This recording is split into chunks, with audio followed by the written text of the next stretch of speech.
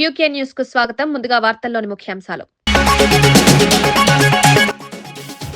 2026-27 budget రూపకల్పనపై నీతి ఆయోగ్లో ప్రధాని భేటీ. ఆర్థిక వృద్ధి, పెట్టుబడులపై నిపుణులతో ప్రధాని చర్చ. ఉపాధి సృష్టి, డిజిటల్ ఎకనామీపై కీలక సూచనలు. రైతులు, ఎంఎస్ఎంఈలపై దృష్టితో బడ్జెట్ అవసరమన్న అభిప్రాయం. బనకచెర్లకు అనుమతులు వచ్చినా స్పందన లేదని హరీష్ రావు విమర్శ. నీటి హక్కుల విషయంలో ప్రభుత్వం విఫలమైందని ఆరోపణ. రాష్ట్ర ప్రయోజనాలు పక్కన పెట్టారని హరీష్ రావు వ్యాఖ్య. తెలంగాణ నీటి హక్కులపై పోరాటం కొనసాగుతుందని స్పష్టం.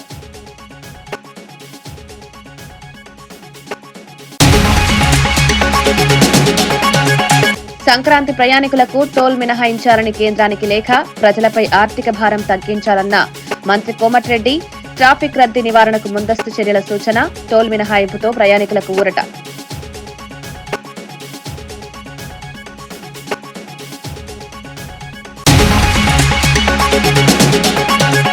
స్కీమ్ల పేర్లు మార్చి ప్రయోజనాలను మోసం చేస్తున్నారన్న వేణుగోపాలకృష్ణ విమర్శ. సూపర్ 6 పథకాలు విఫలమయ్యాయని ఆరోపణ. పాలనలో పారదర్శకత లేదని మాజీ మంత్రి వ్యాఖ్య. ప్రజల నమ్మకాన్ని ప్రభుత్వం నిలబెట్టుకోలేకపోయిందని ఆరోపణ.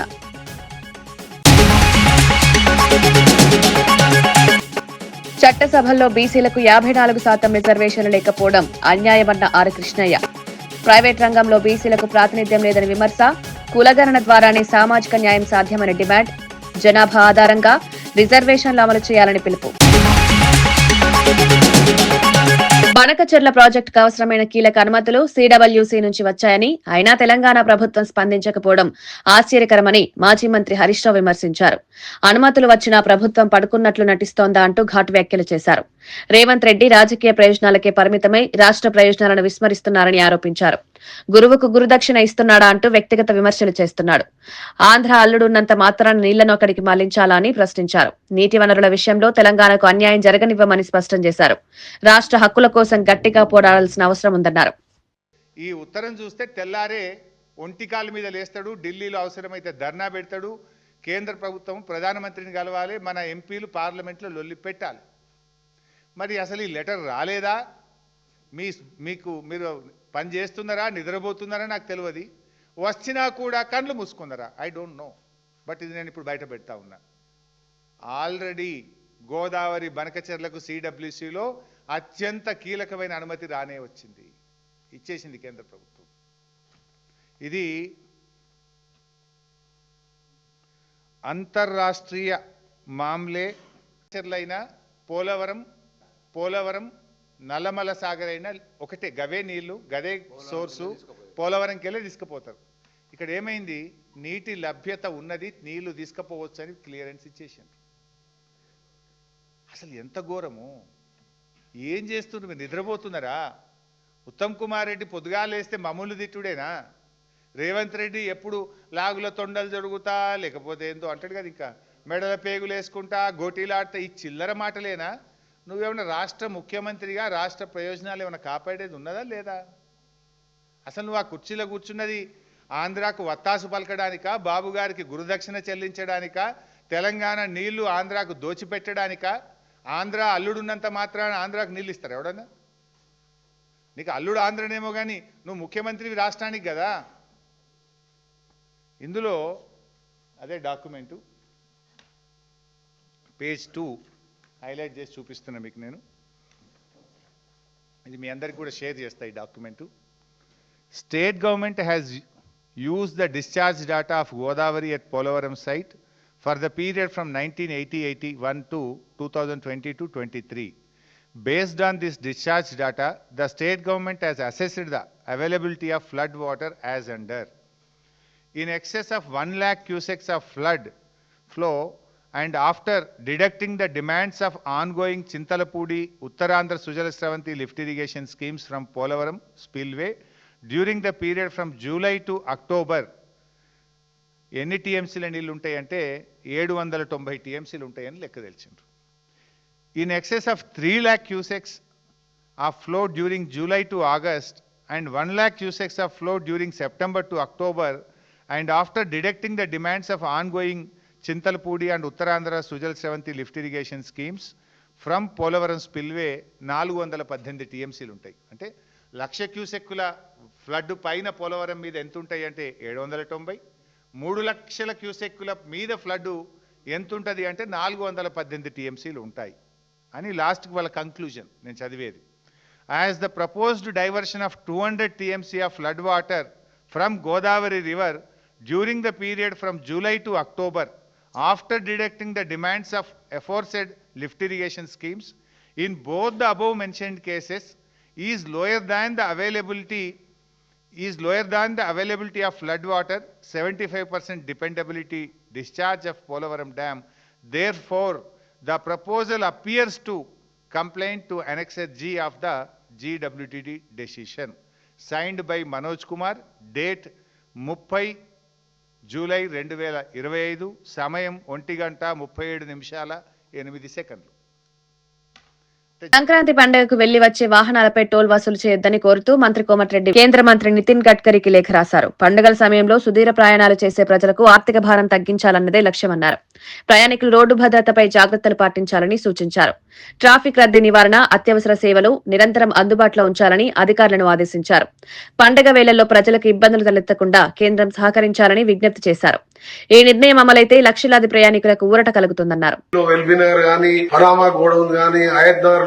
అటు అబ్దుల్లాపూర్ మెట్ తూప్రాన్ నుంచి మొదలు పెడితే విజయవాడ వరకు కంప్లీట్ గా గంటలు ఇలా లక్షల వెహికల్, దాదాపు మా లెక్క ప్రకారం 10 లక్షల వెహికల్స్ పోయినసారి 9,97,000 వెహికల్స్ హైదరాబాద్ కి private vehicles other than private buses, కార్లు, 600 ట్రైన్లు కాక పోయినట్టు లెక్కలు ఉన్నాయి. దాని అందుకని అడ్వాన్స్ గా ఈ రోజు ఉదయం 9 గంటలకు వెళ్లి రివ్యూ చేస్తూ నేషనల్ హైవే ఆర్ఓస్, మా special chief secretary Vikas Raj గారు, సూర్యాపేట, నల్గొండ, భువనగిరి, రంగారెడ్డి జిల్లా జాయింట్ కలెక్టర్ గారు రావడం జరిగింది. మిగిలిన 3 జిల్లాల కలెక్టర్లు, ఎస్పీలు, మొట్టమొదటిసారి ఈఎన్సీలు ఆర్ఎంఈకి సంబంధించి ఈ రోజు రాత్రికి వెళ్లే అన్ని ఎక్కడ కూడా ట్రాఫిక్ ఆగకుండా పోవాలి. టోల్ గేట్ల దగ్గర ఎక్కువ పెంచే విధంగా తీసుకోవాలి కౌంటర్స్. దాంతో పాటు గతంలో మనకు ఎక్కడెక్కడ యాక్సిడెంట్ స్పాట్స్ ఉన్నాయో యాక్సిడెంట్ స్పాట్ దగ్గర మొత్తం గ్రామాలకు వెళ్ళి క్లోజ్ చేసుకుంటూ యూటర్న్ దూరమైన సరే యూటర్న్ కొట్టాలని, అందులో రామేజ్ ఫిలిం సిటీ దగ్గర కూడా క్రాసింగ్ దగ్గర కూడా ఇబ్బంది అవుతుంది. ఇలా కొన్ని పాయింట్లు గుర్తుకొచ్చుకుంటే సుదీర్ఘంగా 5 గంటల పాటు మొట్టమొదటిసారి 10 రోజుల ముందే ఏర్పాట్లు చేస్తున్నాం. ప్రజలందరికీ పండుగకు వెళ్లే ప్రజలందరికీ కూడా హామీ ఇస్తున్నాం. ఈసారి ఎటువంటి ఇబ్బంది లేకుండా త్వరగా క్షేమంగా మీరు కూడా స్లోగా వెళ్ళండి. అన్ని వసతులు ఏర్పాటు చేస్తున్నాం. అంబులెన్స్లు, క్రేన్స్, డాక్టర్స్ మధ్యలో, ఎందుకంటే ఎవరైనా పెద్దవాళ్ళు లేట్ అయినా కానీ. ఇంకొకటి ముఖ్యమైనది, మా ఆర్ఎన్బి స్పెషల్ చీఫ్ సెక్రటరీ గారే ట్రాన్స్పోర్ట్ సెక్రటరీ కాబట్టి ఆయన ద్వారా ట్రాన్స్పోర్ట్ కమిషనర్ ద్వారా అక్కడ నల్గొండ, చౌటుప్పల్ ఆ ఏరియాలో చాలా ఇండస్ట్రీస్ ఉన్నాయి. హెవీ వెహికల్స్ ఏది లేకుండా 8th, 9th, 10th, 11th ఈ 4 రోజులు హెవీ వెహికల్స్ అవి ఎవరు కూడా ఇండస్ట్రీ వాళ్ళు ఆ వెహికల్స్ బయటికి పంపకుండా త్వరగా చేరుకునే విధంగా అన్ని ఏర్పాటు చేయడం జరిగింది. వాళ్ళ రిటర్న్ లో వచ్చేటప్పుడు కూడా తీసుకోవాల్సిన చర్యలు గాని, ఇది ఫస్ట్ టైం ఆర్ఎన్బి డిపార్ట్మెంట్ ఎప్పుడు కూడా ఇలాంటి మీటింగ్ అన్ని ఏర్పాటు చేసి ఇంక్లూడింగ్ క్రేన్లతో సహా ఎన్ని కిలోమీటర్లకు క్రేన్ పెట్టారు. నిన్న సీఎం గారితో మాట్లాడితే గౌరవ సీఎం గారు కూడా డీజీపీ గారికి, ఇంటెలిజెన్స్ ఏడీజీ విజయ్ కుమార్ గారికి ఆదేశాలు ఇచ్చి ఉదయం డీజీ గారు కూడా వాళ్ళు కాన్ఫరెన్స్ తీసుకోవడం జరిగింది. దాంతో పాటు రేపు మళ్ళా వాళ్ళు కూడా రివ్యూ పెట్టుకుని ప్రతి 50 మీటర్లకు కానిస్టేబుల్ ఉండే విధంగా ఎక్కడ ఒక వెహికల్ ఆగకుండా అన్ని చర్యలు తీసుకోవడానికి ఈ రోజు పగడమని ప్రణాళికతో ముందుకు పోతున్నాం. టోల్ ఫీజు సంబంధించి ఇప్పుడే లేఖ కూడా రాస్తుంది. గడ్కరీ గారికి ఫస్ట్ మెయిల్ చేసి అవసరం ఉంటే పర్సనల్ గా వెళ్లి రేపు గడ్కరీ గారు టైం ఇస్తే రేపైనా 31st అయినా ఫస్ట్ అయినా గడ్కరీ గారిని కలిసడం జరుగుతుంది. ఇంకా మన 2nd కి అసెంబ్లీ ఉంది కాబట్టి రేపు సమయం ఇస్తే రేపే పోతాను. ఎల్లుండి సమయం ఇచ్చిన ఎల్లుండి గడ్కరీ గారిని కలిసి ఎగ్జామ్షన్ ఇవ్వాలని. ఎందుకంటే ప్రతి టోల్ దగ్గర అందరికి ఈ ఫ్లాష్ ట్యాగ్ లేక టోల్ దగ్గరనే 20 కిలోమీటర్ లైన్ ఆగుతుంది. 3 టోల్ గేట్స్ ఉన్నాయి. దానికోసం కూడా నాకు పూర్తి నమ్మకం ఉంది. గడ్కరీ గారు నా లేఖతో స్పందించి ఆ టోల్ కూడా దాన్ని ఎగ్జామ్షన్ చేస్తారని, అవసరమైతే మేము నామినల్ గా మా ఆర్ఎన్బి డిపార్ట్మెంట్ ద్వారా నామినల్ గా పే చేసాం. రెగ్యులర్ గా వాళ్ళకు పోయినసారి ఎంత ఆదాయం వచ్చో అంత ఇయ్యలేము, నామినల్ గా పే చేసామని చెప్పి కూడా క్లాస్ పెడతాం. తప్పకుండా ఈసారి ఒకటే మా ప్లాన్ ఏంటంటే లాస్ట్ టైం రిపీట్ కాకుండా నేను ముఖ్యమంత్రి గారు ఆలోచించుకొని నిన్న డీజీపీ గారితో మాట్లాడి ఇవాళ 5 గంటలు రివ్యూ పెట్టుకుని వనస్థలిపురం, ఆయత్నార్ గాని. తెలంగాణలో ఇటీవల జరిగిన పంచాయతీ ఎన్నికల్లో దాదాపు 11% ముదిరాజులు సర్పంచులుగా గెలిచినట్లు మంత్రి వాకిటి శ్రీహరి వెల్లడించారు. గ్రామ స్థాయిలో ముదిరాజులకు ప్రజల మద్దతు పెరుగుతుందని అనడానికి ఇది నిదర్శనమన్నారు. అయితే చట్టసభల్లో సరైన ప్రాతినిధ్యం లేకపోవడం వల్లే ముదిరాజులు వెనకబడుతున్నారని ఆవేదన వ్యక్తం చేశారు.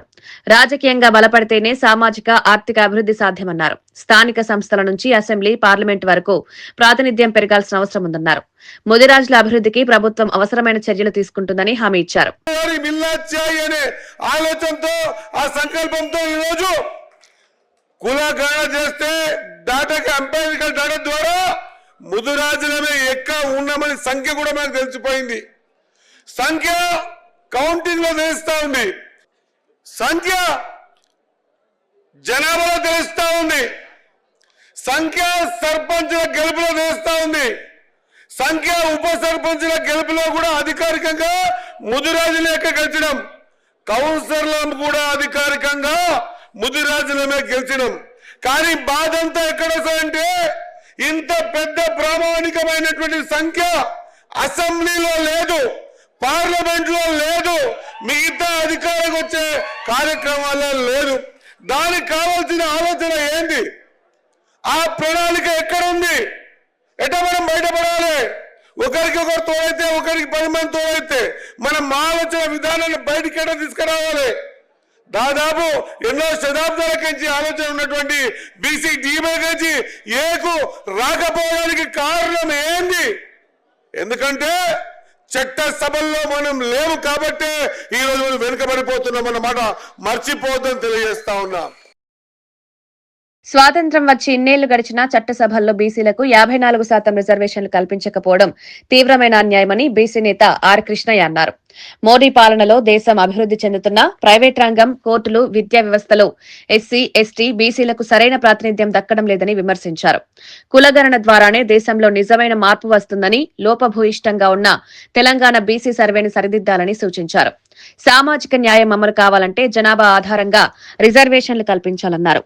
రాజకీయ సంకల్పం లేకపోతే బీసీల సమస్యలు పరిష్కారం కావని, అన్ని పార్టీలు ఈ అంశాన్ని గంభీరంగా పరిగణించాలన్నారు.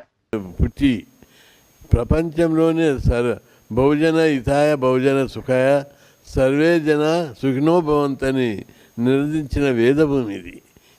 ఈ భూమి లోపల, ధర్మభూమి లోపల ఇప్పటికీ సగం జనాభా పేదరికం కింద, అమాయకత్వం కింద నలిగిపోతున్నారు, అణచివేయబడుతున్నారు. సామాజికంగా, ఆర్థికంగా ఈ కులాలను కులం పేరు మీద తొక్కివేయబడ్డారు. ఇట్లాంటి స్థితి నుంచి విముక్తి జరగాలంటే నేటి ప్రధాని నరేంద్ర మోడీ బలమైన ప్రధాని.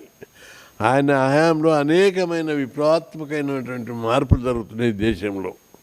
ఈ దేశంలో గతంలో జరిగిన ఏ మార్పు కూడా ఇంత పకడ్బందీగా జరగలేదు. ప్రపంచం కూడా భారతదేశం వైపు తొంగి చూస్తున్నాడు. ఏంటిది? భారతదేశం ఒక అగ్రదేశంగా తయారవుతుందని. ఒకప్పుడు మన భారతదేశం బీద దేశాల సరసన ఉండే. ఈరోజు ఇప్పుడు ఎన్నో ర్యాంక్ వచ్చింది? 4వ ర్యాంక్ వచ్చింది. First America, 2 China, Japan, Germany, తర్వాత భారతదేశం. అంటే వరుసగా ఒకప్పుడు ఎక్కడో 150, 130 ర్యాంక్ ఉన్న భారతదేశము ఈరోజు 4వ ర్యాంకుకి వచ్చింది. ఇది ఇంకా తొందర లోపల 3వ ర్యాంక్ పోతుంది. 20 ఏళ్ళ తర్వాత నంబర్ 1 ర్యాంక్ రావాలని ప్రధాని మోడీ గారి ఆశయం. ఆ దిశగా అడుగులు వేస్తున్నారు. ఈరోజు భారతదేశ కీర్తి ప్రతిష్టలు ప్రపంచంలో వెలిసిపోతున్నాయి. ఇట్లాంటి పరిస్థితుల్లో ఈ దేశంలో పేదవారు, ఆ సామాజిక సమానతలు, ఆర్థిక సమానతలు, ఇంకా ఇవన్నీ దీనజనాలు ఉండడం భావ్యం కాదు. అందుకే ఈ సమాజంలో మార్పు రావాలి, సంస్కరణలు రావాలనేటువంటి దిశగా మనం చాలా రోజులుగా తెలంగాణ లోపల బీసీల అభివృద్ధి కోసం అనేకమైనటువంటి కార్యక్రమాలు చేపట్టడం జరిగింది. మొట్టమొదట వీళ్ళు చదువుకోవాలి. చదువు ద్వారానే పేద కులాల యొక్క గౌరవం పెరుగుతుంది, అభివృద్ధి జరుగుతుంది. ఈ కులాల యొక్క సమాజం లోపల ఉన్నత స్థితికి చేరుకుంటారు.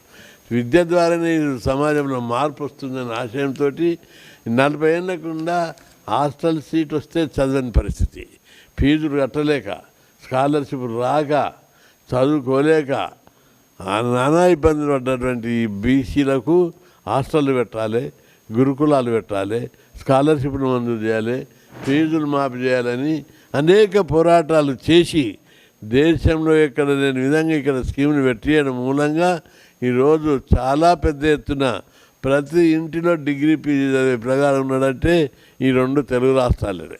పక్కకే కర్ణాటక ఉంది, ఈ పక్కన తమిళనాడు ఉంది. అక్కడ మీరు పోయి చూడండి, బీసీలకు ఎలాంటి స్కీములు లేవు. ఎలాంటి అభివృద్ధి లేదు.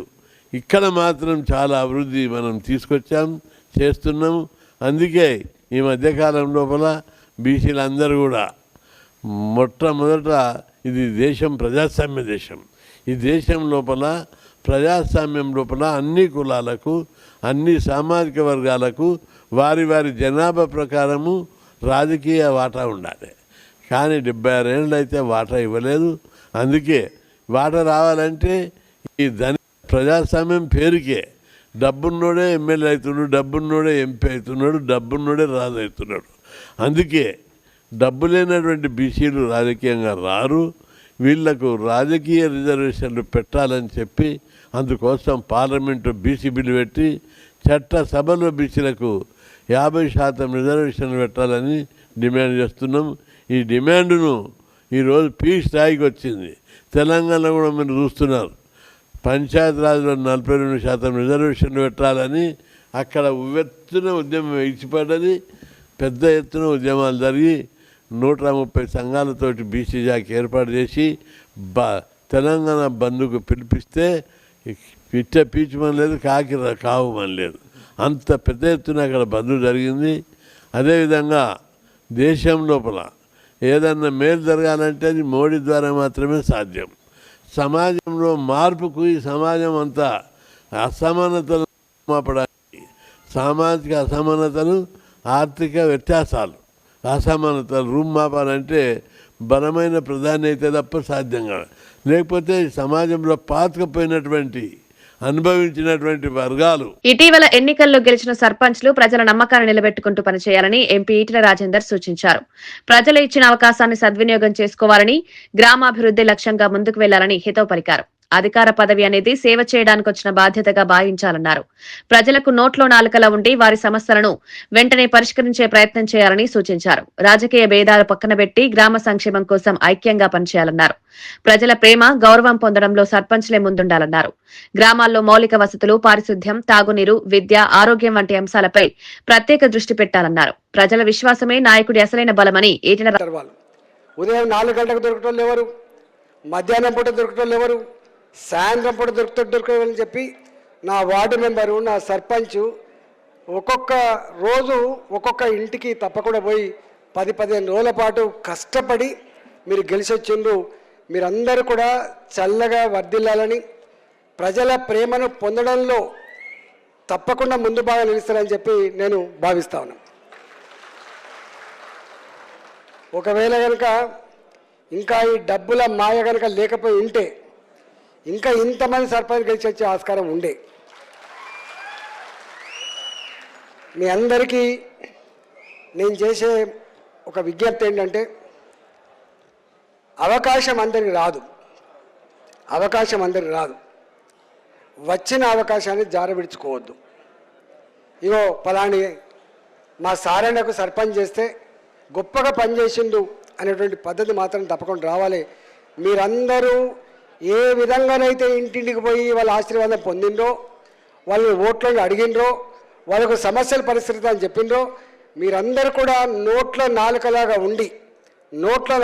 ఉండి మీ ప్రజలు ఏ విశ్వాసాన్ని, ఏ నమ్మకాన్ని అయితే మీద పెట్టిండ్రో ఆ విశ్వాసాన్ని తూచా తప్పకుండా అమలు చేస్తారని చెప్పి మీకు ఆశిస్తున్నా. రాబోయే 2026-27 కేంద్ర బడ్జెట్ రూపకల్పనపై ప్రధాని మోదీ నీతి ఆయోగ్లో ప్రముఖ ఆర్థికవేత్తలతో కీలక సమావేశం నిర్వహించారు. ఈ భేటీలో దేశ ఆర్థికాభివృద్ధిని వేగవంతం చేయడం, పెట్టుబడుల ఆకర్షణ, ఉపాధి సృష్టి వంటి అంశాలపై విస్తృతంగా చర్చించారు. ఆర్థిక మంత్రి నిర్మలా సీతారామన్తో పాటు ఉన్నతాధికారులు సమావేశానికి హాజరయ్యారు.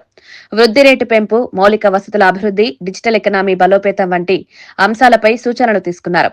రైతులు, ఎంఎస్ఎంఈలు, యువతపై దృష్టి సారించి బడ్జెట్ అవసరమని నిపుణులు సూచించారు. దీర్ఘకాలిక ఆర్థిక స్థిరత్వం సాధించేలా వ్యయ ప్రాధాన్యతలు నిర్ణయించాలని సమావేశంలో అభిప్రాయపడ్డారు. 2026లో జరగనున్న పశ్చిమ బెంగాల్ ఎన్నికల్లో 3/2 మెజారిటీతో బీజేపీ అధికారంలోకి వస్తుందని కేంద్ర హోంమంత్రి అమిత్ షా ధీమా వ్యక్తం చేశారు. కోల్కతాలో నిర్వహించిన మీడియా సమావేశంలో ఆయన మాట్లాడారు. తృణమూల్ కాంగ్రెస్ ఎన్నికల లబ్ధి కోసం చొరబాటుదారులను ప్రోత్సహిస్తోందని ఆరోపించారు. బీజేపీ ప్రభుత్వం అధికారంలోకి రాగానే బెంగాల్ నుంచి చొరబాటుదారులను బహిష్కరిస్తామన్నారు. మమతా బెనర్జీ ప్రభుత్వం భూమి ఇవ్వకపోవడం వల్లే భారత్ బంగ్లాదేశ్ సరిహద్దుల్లో ఫెన్సింగ్ పూర్తి కాలేదన్నారు. బెదిరింపు హింసాత్మక రాజకీయాల్లో టీఎంసీ లెఫ్ట్ పార్టీలను మించిపోయిందని విమర్శించారు. బెంగాల్ ప్రజలు మార్పు కోరుకుంటున్నారని అమిత్ షా అన్నారు.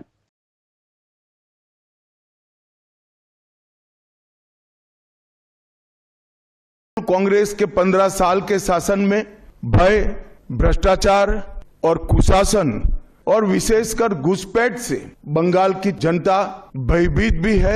बंगाल की जनता को और वादा भी करना चाहते हैं कि मोदी के नेतृत्व में बंगाल में भारतीय जनता पार्टी की सरकार बनने के साथ ही यहाँ की विरासत को हम पुनर्जीवित करेंगे और गरीब कल्याण जो बंगाल का आज बहुत महत्वपूर्ण मुद्दा बना है, यहाँ पर भी गरीब कल्याण को प्राथमिकता दी जाएगी। एक ऐसी मजबूत राष्ट्रीय ग्रिड बनाएंगे जो बंगाल से घुसपैठ को समाप्त कर दे। इंसान छोड़ दीजिए, परिंदा भी पैर नहीं मार पाए, इस प्रकार की एक मजबूत ग्रिड की रचना हम करेंगे और न केवल घुसपैठ रोकेंगे, सारे घुसपैठियों को चुन चुन कर भारत के बाहर निकालने का काम भी భారతీయ జనతా పార్టీకి బంగాల్ సర్కార్ కరే. స్కీమ్ల పేర్లు మార్చి ప్రజలను మోసం చేయడంలో చంద్రబాబు ప్రభుత్వం విజయవంతమైన, పాలనలో మాత్రం పూర్తిగా విఫలమైందని మాజీ మంత్రి చెల్లిపోయిన వేణుగోపాలకృష్ణ విమర్శించారు. సూపర్ 6 అంటూ ప్రకటించిన పథకాలన్నీ అట్టర్ ఫ్లాప్ అయ్యాయన్నారు. స్కీములు లేవు కానీ స్కామ్లు మాత్రం విస్తృతంగా జరుగుతున్నాయని ఆరోపించారు. ప్రజల సంక్షేమం పక్కన పెట్టి పేరు మార్పులతోనే పాలన సాగిస్తున్నారని మండిపడ్డారు. ఎన్నికల హామీల అమలులో ప్రభుత్వం ఘోరంగా విఫలమైందన్నారు. ప్రజలిచ్చిన నమ్మకాన్ని నిలబెట్టలేకపోతే పాలకులకు ప్రజలే బుద్ధి చెప్తారని హెచ్చరించారు. పాలనలో పారదర్శకత లేకపోవడమే రాష్ట్రానికి నష్టం కలిగిస్తోందన్నారు. ఆయన చేసిన ప్రతి అంశము రాజధాని నిర్మాణంలో స్కామ్, కాంట్రాక్టర్లకు పెంచి బిడ్లు కన్ఫర్మ్ చేసి కమిషన్లు తీసుకోవడం ప్రపంచం అంతా చూస్తూ ఉంది. కంపెనీలకు స్థలాల కేటాయింపు పేరుతో 99 పైసలకి భూములు లీజుకిచ్చి కోట్లాది రూపాయల భూముల్ని తన వాళ్ళకి అప్పచెప్పడం ద్వారా తాను పొందుతున్నటువంటి లాభం గురించి ప్రజలు చర్చించుకుంటున్నారు.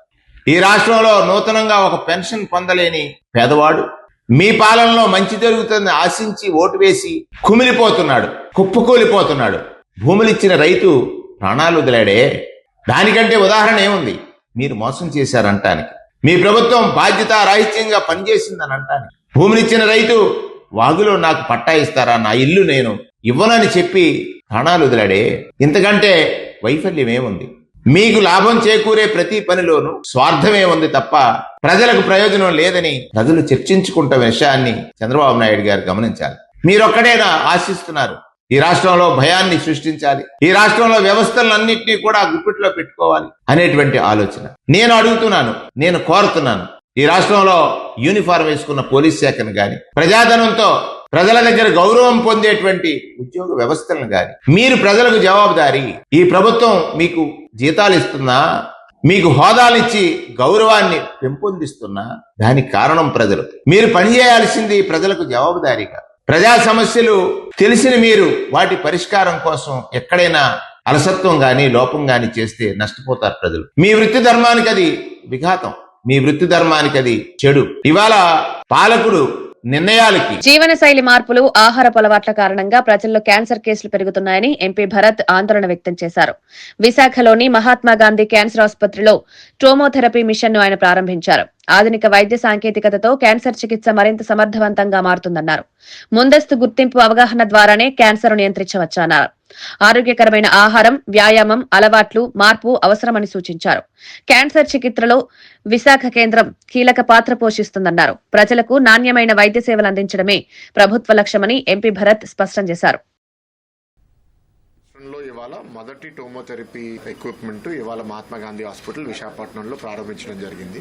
క్యాన్సర్ వ్యాధి విపరీతంగా సమాజంలో పెరుగుతుంది. అనేక కారణాల వల్ల మధ్యతరగతి కుటుంబాలు, పేద కుటుంబాలకు వచ్చినప్పుడు ఆరోగ్యశ్రీ కవర్ చేసిన ఒకసారి ట్రీట్మెంట్ అయిపోయిన తర్వాత కొన్ని నెలల తర్వాత మళ్ళీ క్యాన్సర్ వస్తే ఆ రెండోసారి మళ్ళీ ఆరోగ్యశ్రీ ఒకవేళ కవర్ చేయకపోతే ఒకరు వాళ్ళ ఇల్లు, వాళ్ళ ఆస్తి అన్నీ పోగొట్టుకుని రోడ్డు మీదకి వచ్చే పరిస్థితి ఇవాళ చాలా కుటుంబాల్లో చూస్తున్నాము.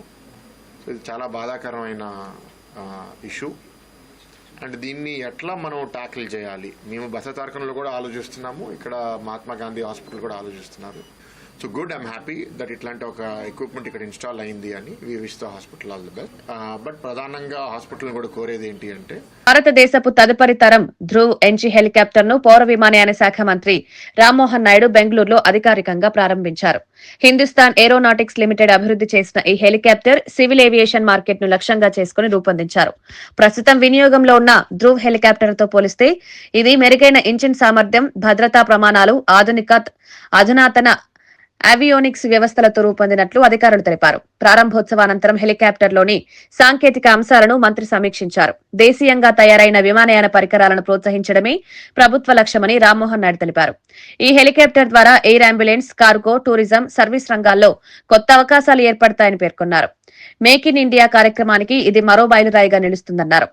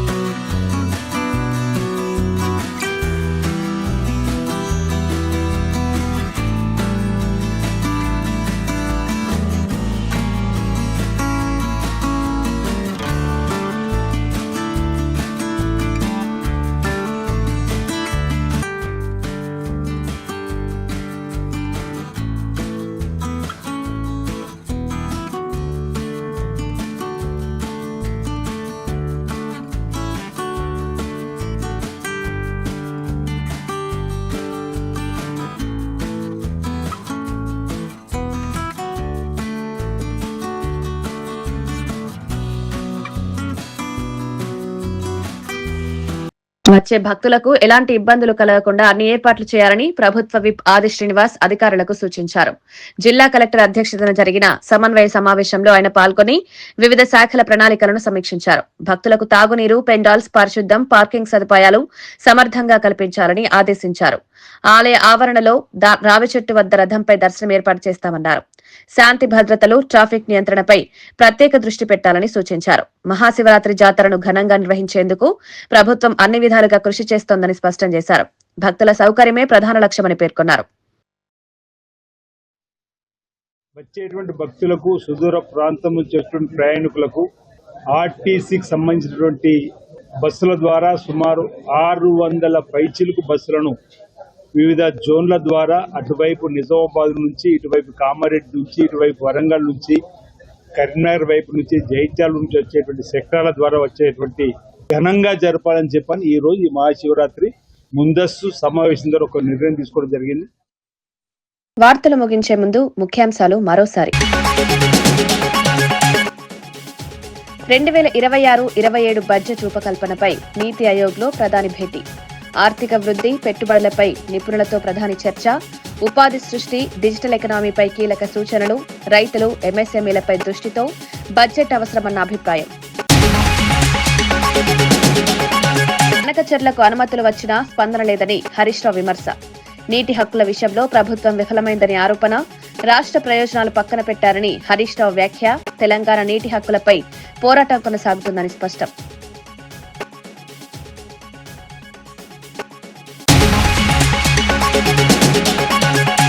సంక్రాంతి ప్రయాణికులకు టోల్ మినహాయించాలని కేంద్రానికి లేఖ, ప్రజలపై ఆర్థిక భారం తగ్గించాలన్న మంత్రి కోమటిరెడ్డి.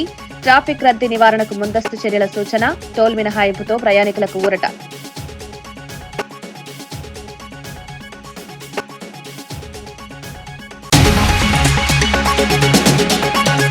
స్కీమ్ల పేర్లు మార్చి ప్రయోజనాలను మోసం చేస్తున్నారన్న వేణుగోపాలకృష్ణ విమర్శ. సూపర్ 6 పథకాలు విఫలమయ్యాయని ఆరోపణ. పాలనలో పారదర్శకత లేదని మాజీ మంత్రి వ్యాఖ్య. ప్రజల నమ్మకాన్ని ప్రభుత్వం నిలబెట్టుకోలేకపోయిందని ఆరోపణ.